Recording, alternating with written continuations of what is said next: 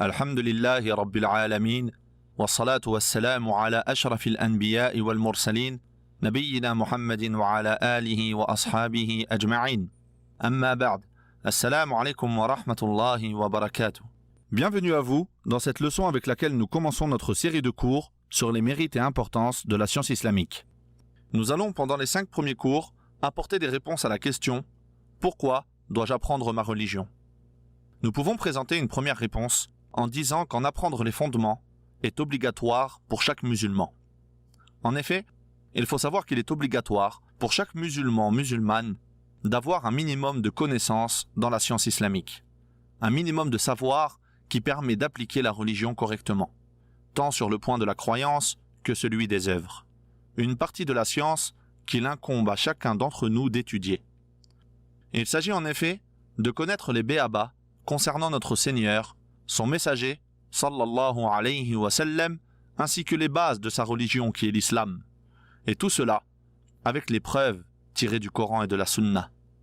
Ces 3 points sont en réalité les réponses à 3 questions qui nous seront posées dans notre tombe. Qui est ton Seigneur? Quelle est ta religion? Et qui est cet homme qui vous a été envoyé? Celui qui y répondra correctement obtiendra alors le succès.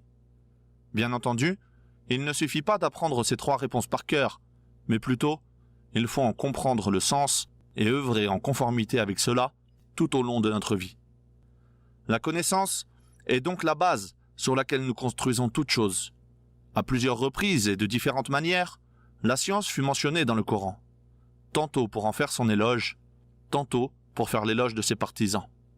À titre d'exemple, il est rapporté dans la traduction des sens « Dis, ô Mohammed, ceux qui savent et ceux qui ne savent pas, sont-ils égaux ?» Il est également rapporté « Allah élèvera en degrés ceux d'entre vous qui auront cru et ceux qui auront reçu le savoir. » Puis il est également rapporté selon la traduction des sens « Et dis, ô mon Seigneur, accrois mes connaissances. » Mais quelle est la science qui est visée ici? De quel type de science parlons-nous? Il faut savoir que la science se divise en 2 catégories. La science religieuse et la science mondaine. Comme vous l'avez sûrement deviné, celle qui est désignée dans les textes, celle dont l'éloge est faite, est la science religieuse. Puis, cette science religieuse se divise elle-même en 2 parties. Ce que l'on appelle Fardul Ayn, c'est-à-dire la connaissance obligatoire pour chaque individu, celui qui délaisse cet apprentissage est donc pécheur. La deuxième partie est ce que l'on appelle Fardul Kifaya, c'est-à-dire la connaissance obligatoire sur une partie suffisante de la communauté, de manière à ce que l'on ait toujours une personne vers laquelle se retourner en cas de besoin. Si un nombre acceptable de personnes s'occupe de cet apprentissage, alors le reste de la communauté ne commet pas de péché en le délaissant. Une question subsiste alors. Comment reconnaît-on cette science dont l'apprentissage est obligatoire pour tous? Celle que l'on appelle Fardul Ayn. Retenez cette règle.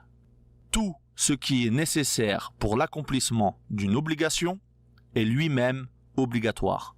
Je répète, tout ce qui est nécessaire pour l'accomplissement d'une obligation est lui-même obligatoire. Donc si Allah Azza wa Jal nous a obligés à croire en certaines choses, l'étude de cette croyance est donc obligatoire. Et cela, car il ne nous sera pas possible de croire en une chose que nous ignorons. C'est évident. Il en est de même pour les œuvres.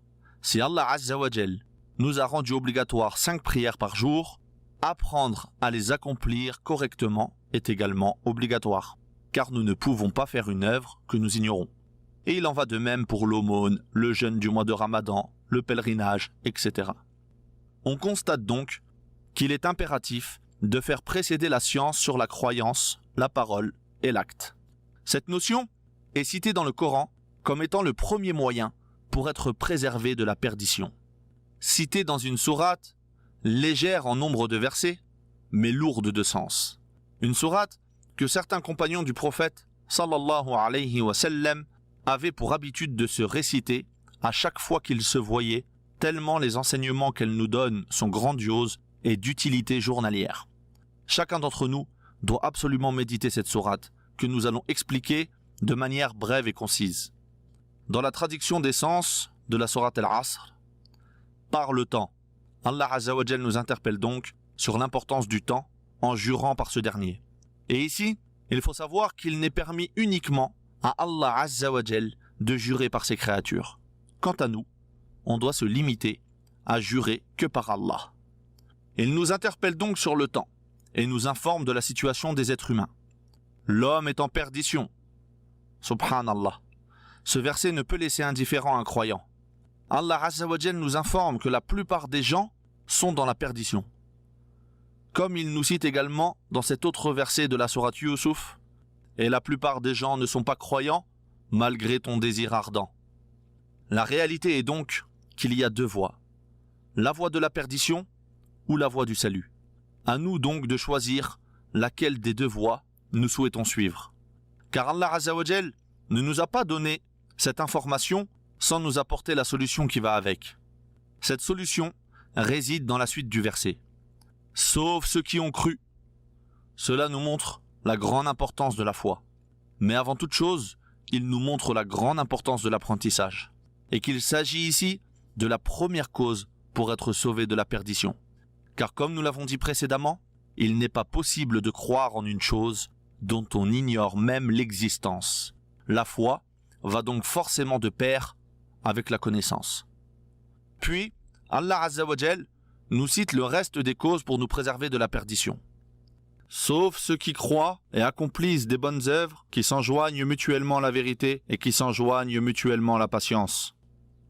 La deuxième cause est donc d'œuvrer avec ce que nous avons appris, car la mise en pratique est le but recherché par l'apprentissage. Puis pour terminer, Allah Azza wa Jal a cité deux dernières causes, le fait de s'enjoindre mutuellement le bien, d'appeler à l'islam, et le fait de s'enjoindre mutuellement la patience. Il y a ici beaucoup de choses à dire, mais ce n'est pas l'objet de ce cours. Nous avons donc vu aujourd'hui que la science se divise en deux, et qu'il y a une partie dont l'apprentissage est obligatoire pour tous. Et c'est dans l'ensemble ce que nous avons voulu vous proposer à travers ce programme. Enfin, nous pouvons nous demander quels sont les mérites de l'apprentissage de cette science.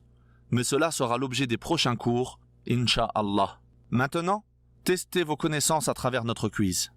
Wallahu ta'ala a'la wa a'lam, wa sallallahu ala nabiyyina wa sallam.